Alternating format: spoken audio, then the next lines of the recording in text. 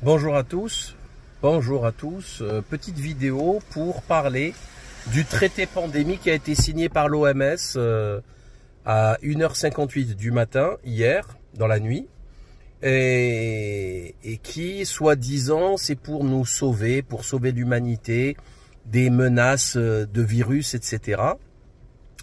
Et donc, ils ont mis 3 ans pour trouver un accord. Sauf que, bon, ça n'a ni queue ni tête, en fait, c'est ridicule.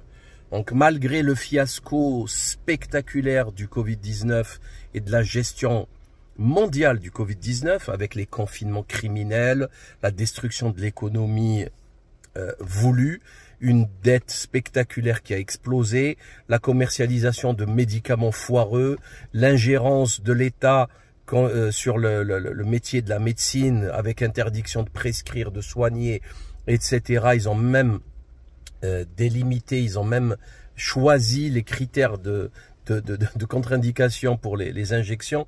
Enfin bon, bref, un foutage de gueule intégral, avec bien sûr les plus riches qui se soignent le plus vite, mais pour le coup mal, puisqu'en plus ils encaissent les milliards à coût de 20 € l'injection. Bref, une mascarade comme l'Occident sait très bien en créer. Alors on nous dit que le virus c'est l'OMS, hein, donc l'ONU, les instances onusiennes, mondialistes, supranationales, nous expliquent que les virus c'est dangereux, etc. Déjà, il faut arrêter de les trafiquer, les virus, dans des laboratoires, avec des techniques criminelles comme les gains de fonction. Mais surtout, moi, ce que je me pose comme question, c'est 2-3 questions que je me pose pour vous démontrer la supercherie. Alors la première, c'est Gaza. On en parle de Gaza? 200 000 morts? On en parle de Gaza? L'ONU n'a pas bougé le petit doigt pour Gaza. Rien, Walou. Rien. Rien. Enfin, pas rien, mais des condamnations, mais totalement inutiles. Ça sert à rien, l'ONU. D'ailleurs, ces conneries là d'accords d'épidémie, ça sert à rien. Hein. Il suffira aux pays de ne pas les appliquer, puis c'est tout. Comme la CPI, d'ailleurs. La France a signé la charte de Rome, mais n'applique pas les décisions de la CPI. Bon. Il y a aussi un autre truc qui est extrêmement violent, c'est l'épidémie d'obésité. L'épidémie d'obésité qui, selon une étude du Lancet, qui vient d'être publiée début mars, le 3 mars ou le 4 mars, une étude du Lancet dans 204 pays,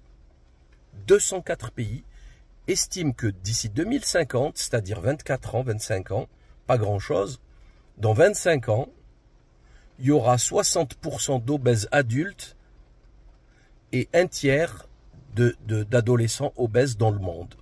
C'est-à-dire que le monde sera malade, la population mondiale sera malade, gravement malade, et tout ça à cause de quoi? À cause de la junk food, de la nourriture sucrée, de la nourriture grasse. À cause de qui? À cause de Coca-Cola, à cause de McDonald's, à cause de Burger King, à cause des chips Lay's, à cause de toute cette junk food dégueulasse qui n'est pas mangeable normalement et qu'on nous a habitués à bouffer et qui a tué, voilà, et qui tue des gens, qui plombe les comptes de la Sécu, et c'est des millions de morts chaque année, des dizaines de millions de morts chaque année. Tout le monde s'en balance, et après on te parle d'un virus hypothétique. Là, c'est pas hypothétique, là, et là c'est réel, c'est concret, on sait ce qui se passe, et il y a personne qui fait rien. Je ne vais même pas parler des... regardez, là, je suis à l'Estac. Vous voyez ici les bateaux de croisière. Donc, bateaux de croisière tranquilles qui viennent polluer le 15e et 16e arrondissement de Marseille en augmentant les nombres de cancers mortels des voies aériennes supérieures. Comme tout le monde le sait, tapez sur Internet, vous trouverez. Tout ça parce que, bien sûr... Et ça sauve le climat. Hein. D'ailleurs, je vous laisse apprécier le réchauffement climatique. La sécheresse asymptomatique, il pleut depuis hier, il pleut de partout. J'étais ce week-end, donc vendredi, samedi, j'étais à Bordeaux, il pleuvait tout le long de la route de Bordeaux, Montauban, Toulouse, Montpellier, Marseille. Il pleuvait tout le temps et malgré ça, ils vont vous dire qu'il y aura une sécheresse. Ok. Donc, on a des bateaux de croisière qui polluent. Hein? Donc ils voulaient mettre en place une ZFE. Regardez, hein, je vous explique le truc parce que là c'est quand même exceptionnel. Hein.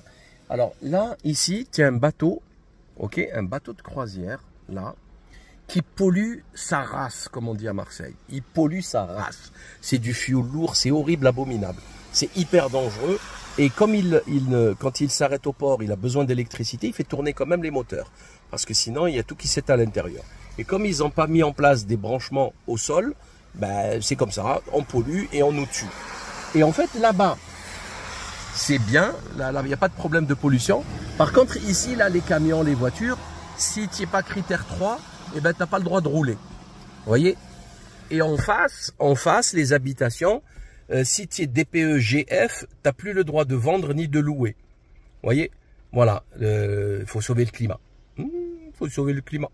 Donc voilà, tout ceci pour vous dire que ça n'a ni queue ni tête, que ça va pas durer longtemps ces conneries, parce que franchement les gens, je pense, ils en ont un peu marre. Je vois de plus en plus de vidéos de gens qui n'en peuvent plus, de cette mascarade.